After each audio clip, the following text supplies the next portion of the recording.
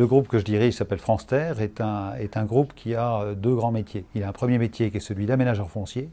Aménageur foncier, c'est-à-dire que nous recherchons des terrains en proximité des villes ou même dans les villes, que nous discutons avec les collectivités la façon d'organiser et d'aménager ces terrains, et que nous les transformons en mettant des routes, etc., pour avoir des terrains constructibles. Voilà, ça c'est le premier métier d'aménagement. Deuxième métier, nous sommes promoteurs immobiliers, c'est-à-dire que nous construisons des immeubles et des maisons pour des accédants à la propriété ou des investisseurs particuliers.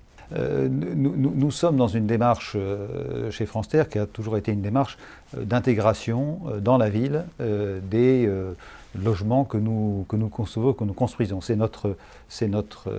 la base du métier d'aménageur, comme je vous le disais, qui est notre métier de départ.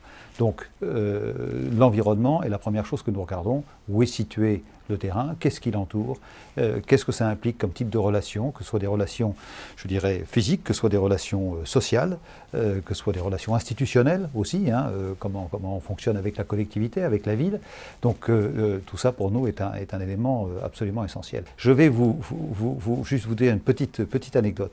Nous avons construit un immeuble qui n'est donc pas des maisons, mais qui est un immeuble à Lyon, à la Croix-Rousse, et qui est un immeuble qui est pour moi l'optimum de l'environnemental. Parce que bien sûr, il y a quelques panneaux solaires, il y a quelques éléments techniques, mais il y a surtout dans cet immeuble tout à la fois des accédants à la propriété, des locataires, une crèche municipale, des parkings qui ont été faits pour le quartier, des bureaux, un petit centre commercial et également des logements qui sont réservés à des travailleurs handicapés qui habitent cet immeuble. Donc c'est cet ensemble-là qui doit vivre ensemble.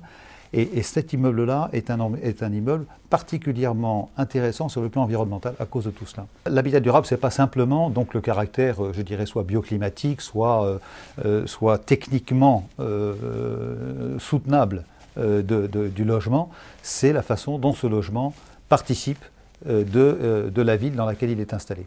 C'est l'ensemble de ces deux choses qui fait que vous avez un quartier qui va fonctionner et qui va être éco-quartier, c'est-à-dire économe dans ses relations et efficace dans ses relations avec son environnement, qu'il soit là encore matériel ou qu'il soit immatériel. Et un éco-quartier, ça certainement pas un endroit ou un lieu, je dirais, monoproduit, monofonction.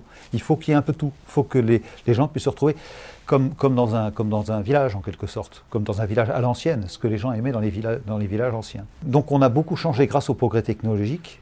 Il y a eu beaucoup de changements qui sont arrivés dans la société, et maintenant on est en train de s'apercevoir que finalement on a négligé ou mis au rencard un peu vite un certain nombre de choses qui étaient quand même extrêmement bien pensées et qui étaient très adaptées à l'utilisation économe de l'environnement que nous avions et de la nature que nous avions.